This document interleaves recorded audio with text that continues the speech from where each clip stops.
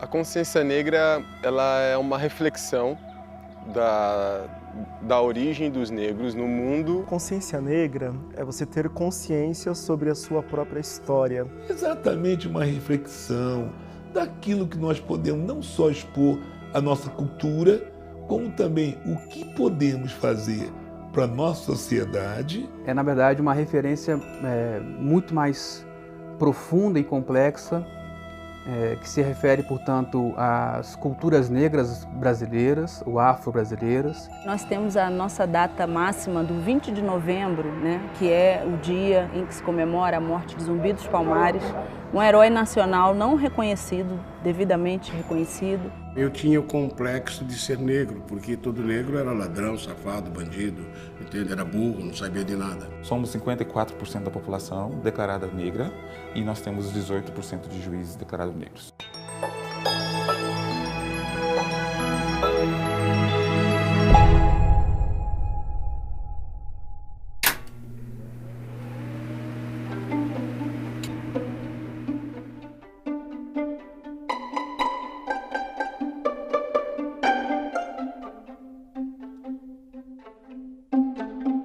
Sou um brasileiro, nascido em Monte Santo, Minas Gerais. Não vou contar a minha idade nem sob tortura, não, mas já estou velhinho já. Me formei em jornalismo, estudei bastante. Estou na Globo desde 2000 e sempre erro isso aí, mas eu estou há muito tempo. Meu nome é Fábio Francisco Esteves, sou juiz de direito do TJDFT, titular da Vara Criminal e Tribunal do Júri do Núcleo Bandeirante e também presidente da Associação dos Magistrados do Distrito Federal, a MAGIS-DF. Eu me chamo Simone Maia Evaristo, sou bióloga e atuo na área de citotecnologia aqui no Instituto Nacional do Câncer.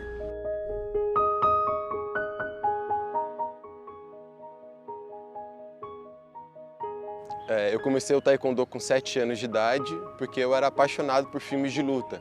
E aí eu queria imitar aqueles movimentos que eu via dos atores nos filmes. E um dia, em São Sebastião, uma cidade muito pequena, fica a 3 horas de São Paulo, e aí por esse fato eu queria aprender a lutar, a fazer uma arte marcial. E aí minha mãe me levou um dia num clube, um clube chama Tebá, esse clube ainda existe nessa cidade, para pesquisar o que eu poderia fazer. E quando eu vi o taekwondo foi uma grande paixão, paixão pela primeira vista.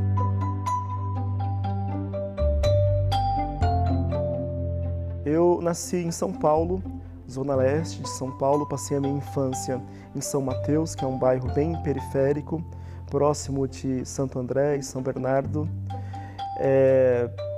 Depois disso, passei a minha juventude em Arthur Alvim, os dois são bairros, não é, da região leste da cidade de São Paulo. Estudei em escolas públicas, fiz um curso pré-vestibular importante, que foi o Núcleo de Consciência Negra, aqui na Universidade de São Paulo, e depois disso o curso de Artes Plásticas, licenciatura em Artes Plásticas, fiz também um mestrado e atuei em museus, também em alguns outros órgãos de patrimônio da área artística e cultural, e também, claro, produtor de obras, de livros, de quadrinhos e de literatura infantil. Sou dessa época do vestibular, foi o primeiro vestibular unificado que teve no Brasil em 74. Aí consegui passar para o UFRJ, no Rio de Janeiro, capital, foi bom para mim, porque a gente facilitava transporte, uma série de coisas, né? E quando eu entrei na universidade, era a UFRJ, ainda é aquela Universidade do Brasil, aquele brasão antigo, né? Com a vinda da família real para o Brasil. Quando se fala de consciência negra, você está falando de uma entidade de múltiplas faces, que é política, que é identitária, que é cultural, que é religiosa, que é humanitária. Portanto, é uma discussão que é fundamental para todos, não apenas para a população negra brasileira, para os afro-brasileiros, mas para todos, porque ela nos ensina uma forma de convivência, de respeito ao outro, de conhecimento do outro, que quase sempre não fez parte da história desse país, que é marcado por profundas desigualdades, por claras injustiças históricas e pela exclusão de boa parte dessa população nos espaços de poder, de representação, ao longo da sua história. Então, falar de consciência negra é falar, na verdade, não apenas de demandas, mas de um reconhecimento sobre a importância da cultura, da história, do pensamento negro no Brasil ao longo de toda a sua história. Ser negro no Brasil, eu acho que é uma constante... você está sempre sendo avaliado, né, por inúmeros fatores, né? Você é avaliado pelo seu comportamento, você é avaliado pela sua origem, de onde você nasceu, qual é o seu bairro, qual é a sua posição social. Você é avaliado se você tem um carro importado ou não, você é avaliado se você mora numa casa boa ou não, qual é a pessoa que você se relaciona. Então, essa constante avaliação criteriosa, ela é especificamente muito direcionado ao negro. É importante a gente rememorar, não é, lembrar desse fato, porque são 130 anos desde a época da abolição oficial da escravidão. No entanto, até hoje, a gente tem diversas cicatrizes enormes na nossa sociedade devido a esses mais de 3 séculos de escravidão. As pessoas sempre confundem, acham, né, dia do negro, dia da consciência negra é o dia de todo brasileiro, né, reconhecer a passagem, o comprometimento, a contribuição da população negra nesse país. Então, ter consciência do que é ser um país, né, que teve uma das maiores escravidões aí, quando a gente fala de povo negro, e que durou também mais tempo. Nós temos só 130 anos, né, da oficial data de 1888, então um século não é nada. Então, essa consciência negra ainda é muito recente. Durante muito tempo, o dia 13 de maio, foi um dia eleito por uma elite branca para que se celebrasse a memória de resistência ou de enfrentamento à escravidão como um marco simbólico. Então, o 20 de novembro é uma demanda dos movimentos sociais negros como uma data também de resistência. Portanto, não apenas o seu sentido histórico, que faz referência a Zumbi dos Palmares, e a fantástica história de resistência a uma sociedade marcada pela escravidão e pelo sistema de opressão, mas também pelo tipo de reconhecimento de que essa data faz muito mais sentido e significado como celebração, como comemorar, portanto, que é o ato de lembrar conjuntamente de uma data, de uma história, de um evento. Eu tenho que falar que nós, brasileiros negros, somos 54% da população. Uns mais claros, outros mais escuros, entendeu? Mas nós somos 54% da população. Eu não quero comandar o país, de maneira nenhuma, mas eu quero que o país me comande e tenha respeito comigo.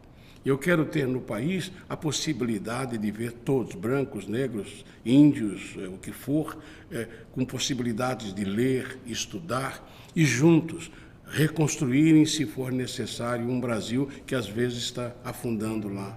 A gente sabe muito bem disso. Eu quero que todos, o meu sonho é que todos estejam juntos e empurrem o país para frente.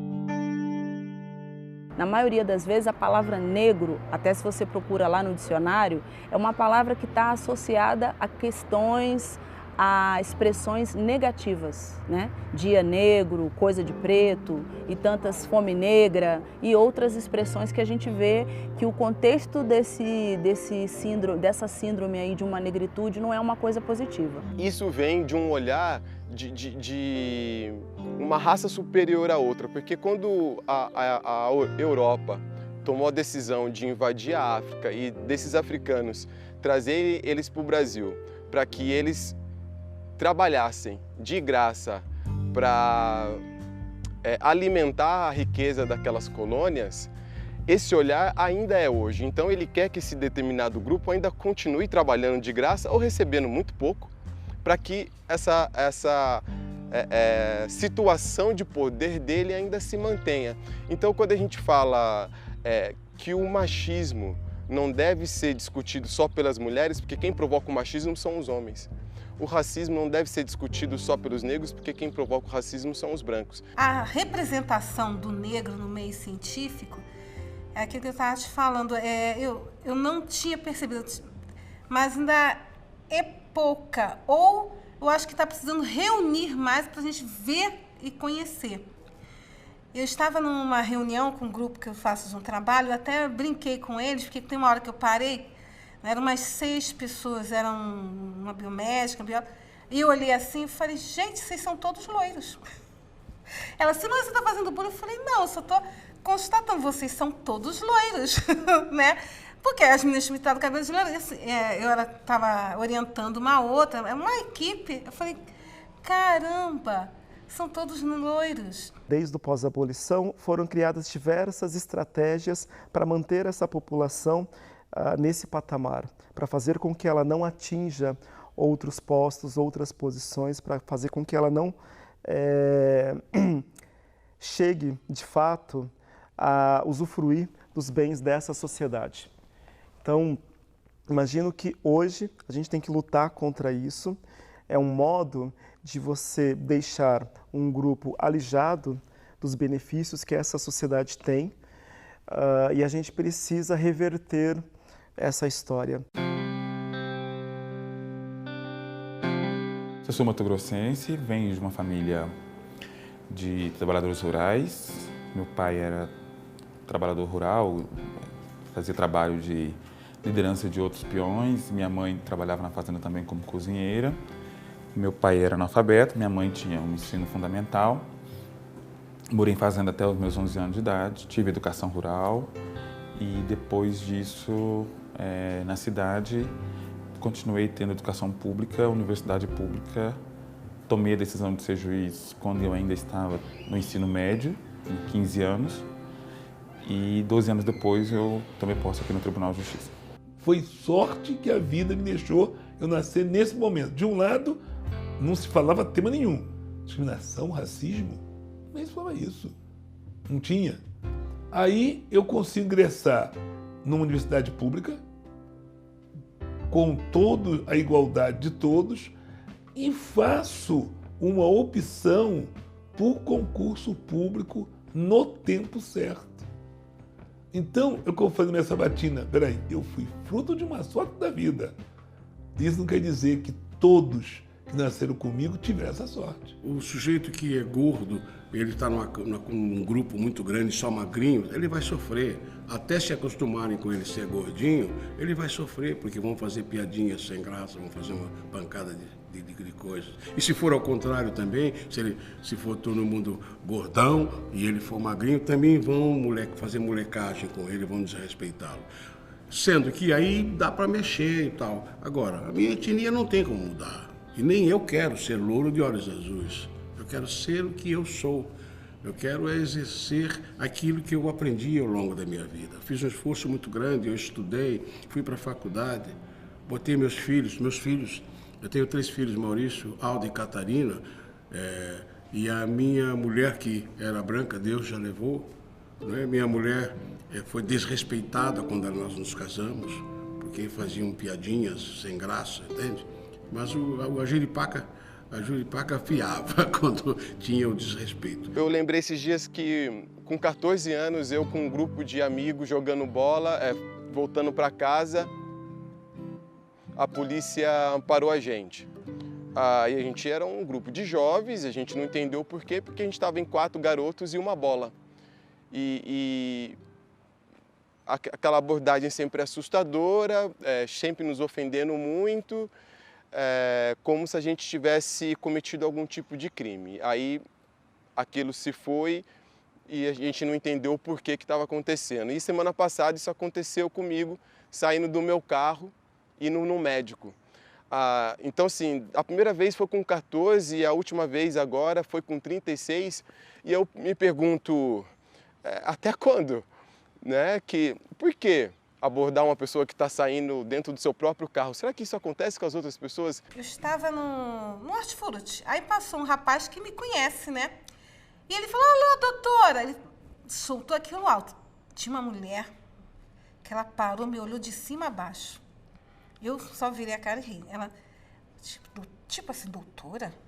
Porque eu estava vestido como eu vou comprar fruta, verdura, porque eu vou... Ela olhou de cima a baixo. Então, acho que a falta de conhecimento das pessoas, não sei se é preconceito, é uma ideia que se tem quando você olha e já imagina, não imagina o que seja aquela pessoa. Como já passou umas lá, principalmente por isso que eu digo, do meio científico, as pessoas me conhecem, eu acho que eles nem olham só a cor, porque eu fico rindo tanto. Eu acho uma coisa tão tranquila que eu acho que eles nem passam pela cabeça deles essa coisa da cor. Se tem, não chegaram para mim, não falaram. Mas é principalmente as pessoas que elas não conseguem visualizar que se tem algum outro cargo ou que se tem algum conhecimento. Mas é uma coisa já pré-estabelecida, que precisa ser, assim, mudada, trabalhada. Comecei trabalhando como office boy, tinha muitos casos de discriminação, quando você vai acessar um banco, não é? Ou quando ia levar algum documento em algum local, passando pelo centro de São Paulo. Muitas vezes via como que essa forma, como a juventude negra, e principalmente garotos negros, não é? São marginalizados e são vistos como potenciais marginais, não é? Como que isso opera dentro de uma cidade como São Paulo. Isso era muito forte na minha juventude. E cheguei a passar por alguns outros casos, talvez não tão diretamente, mas também nessa área profissional, né, de ilustração principalmente. O que falta é a igualdade de condição para preencher os requisitos mínimos para a disputa. É diferente de chegar, não, teve uma lista aqui e o negro não entrou. Não tem. Acho que um dos principais debates que temos hoje em dia sobre a dívida histórica com a população afro-brasileira, sobre as ações afirmativas, sobre as políticas de reparação, ou sobre a reparação histórica, é o quanto nós avançamos pouco nesse sentido. Esse é um debate que não acontece apenas no Brasil, não. É um debate que acontece, por exemplo, nos Estados Unidos, há muito tempo. As políticas de reparação, elas têm em outras sociedades, como na África do Sul também, no pós-apartheid.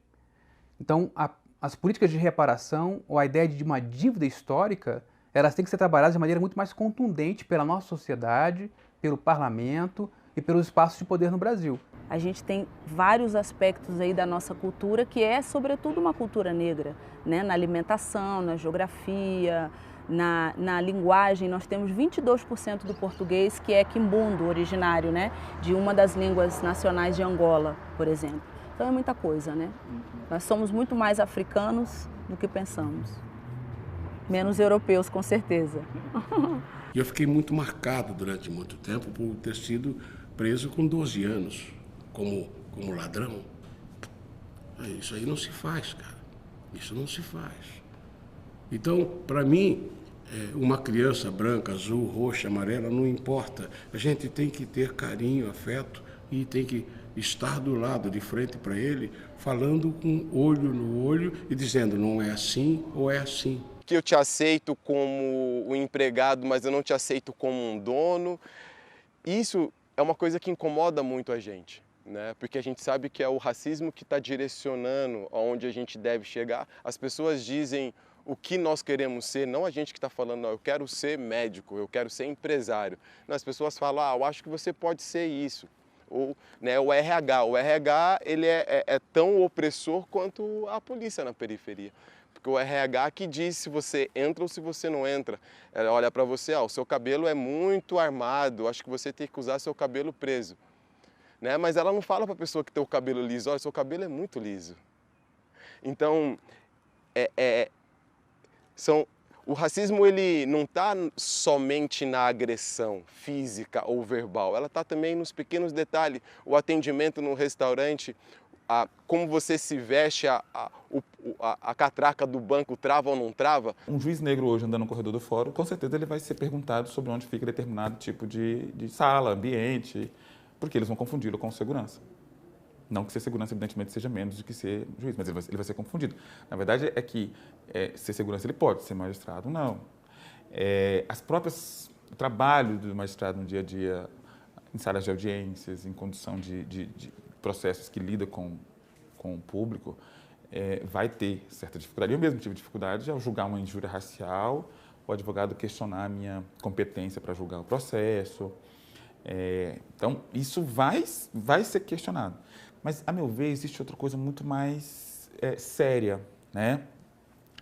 Ou a gente, além de passarmos por esse processo, existe uma outra coisa muito paradoxal, que as pessoas, quando compreendem que nós pertencemos ao Poder Judiciário, elas não nos compreendem enquanto negro como identidade. Há um processo de embranquecimento muito claro, muito ali, muito bem definido, ou seja, vocês agora são juízes, esqueçam essa discussão sobre raça, sobre cor.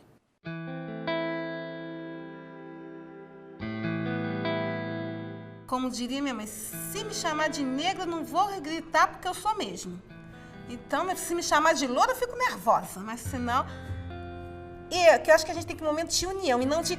Tá, você tem essa ideia, se você realmente quer continuar... Aí é preconceito. Já são de uma certa idade é porque não gosta. Mas acho que é muito a ver com...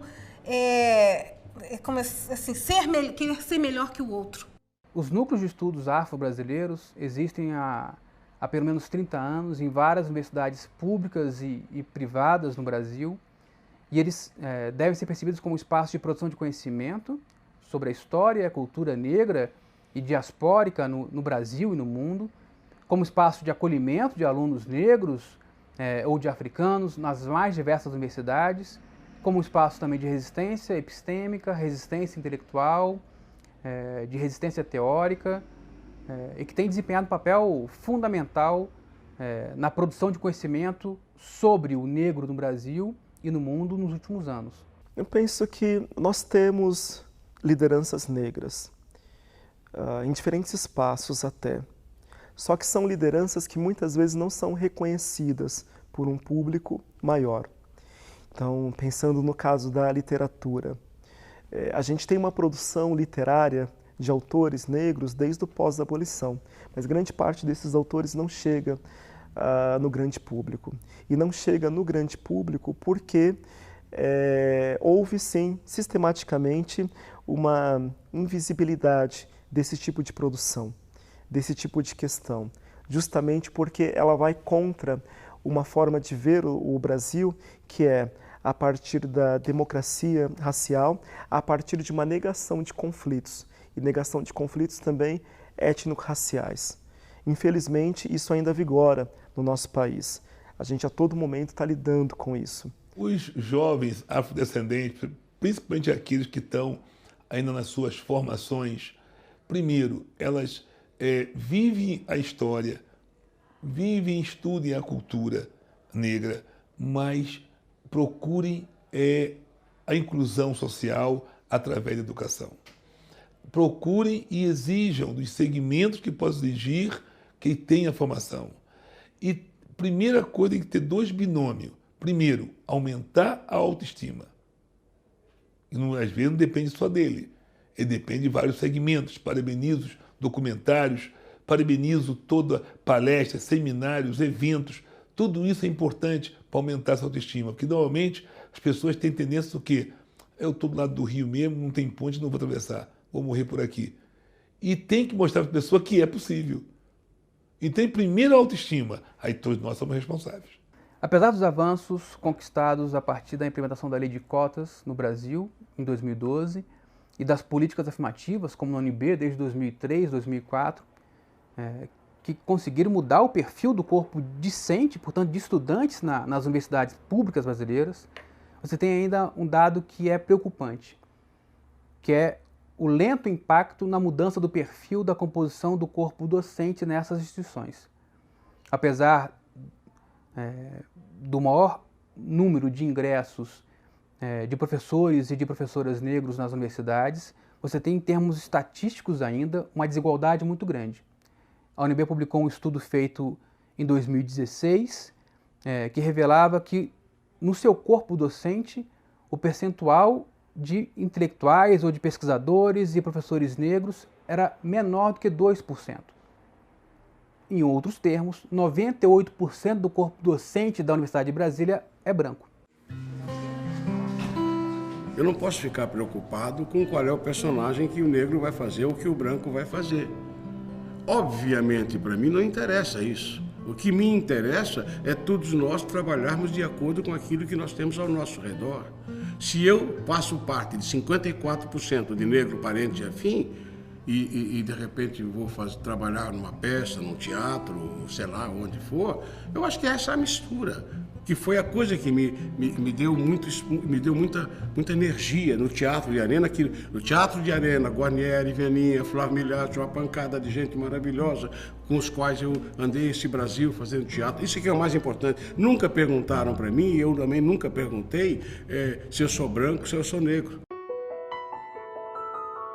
A minha mensagem é que, do mesmo modo como o racismo e a discriminação foi algo construído na nossa sociedade, hoje, isso está posto, infelizmente, a gente tem como, a partir da luta, da resistência, da luta em grupo e do diálogo também, desconstruir essas práticas racistas e discriminatórias de diversos grupos da nossa sociedade.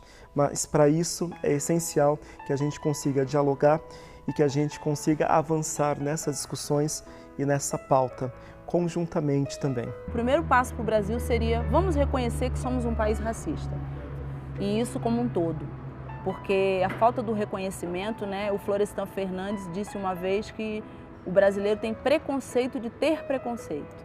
Então aí, né, a gente vai descortinar aí uma série de eufemismos quando as pessoas não querem de fato abordar de maneira frontal, olha, nós somos racistas, quando é que nós vamos colocar essa discussão na mesa de jantar? Trabalhar para quê? Qual foi? Eu sei e você sabe. Vivemos no Brasil, na terra da pilantragem. O certo é tá errado, tipo churrasquinho de gato, propaganda enganosa. Quem fatura são os ratos.